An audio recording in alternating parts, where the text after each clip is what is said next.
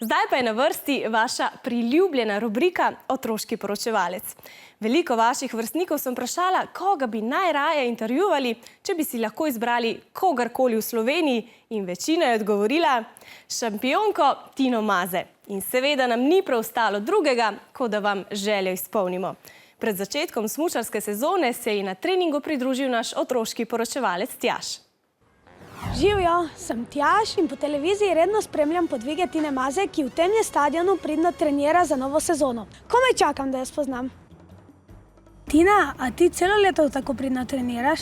Ne, imam tudi malo počitka, ko končam sezono, imam nekaj pauze, to je cirka en mesec, ampak to ne pomeni, da sam ležim, pa televizijo gledam, tudi takrat se rada športom ukvarjam, pa grem malo laufat, pa smučat, pa s kolesom.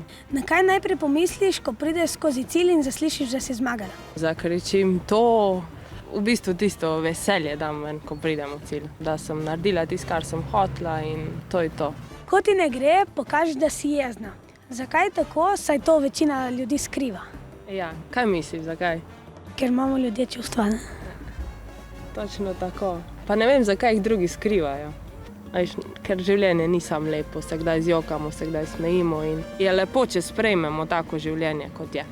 Tudi jaz igram klavir tako kot ti, zakaj ti je prav ta inštrument tako všeč? Sem ga v bistvu igrala 6 let, pa sem pa nehala. V bistvu je bil pa oče tisti, ki me je malo držal, da sem vztrajala do konca, ker je zelo težko trenirati, pa biti tam, pa vsak dan se učiti, pa prvo z eno roko, pa pol z drugo, pa pol skupaj. Tako, ja, je bilo... Ampak je fajn, zdaj se kdaj usedem, pa zaigram.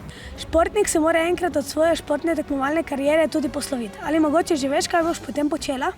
To pa še ne vem, v bistvu je to kar velika prelomnica. Mogoče bom postala novinarka, kot ti zdaj.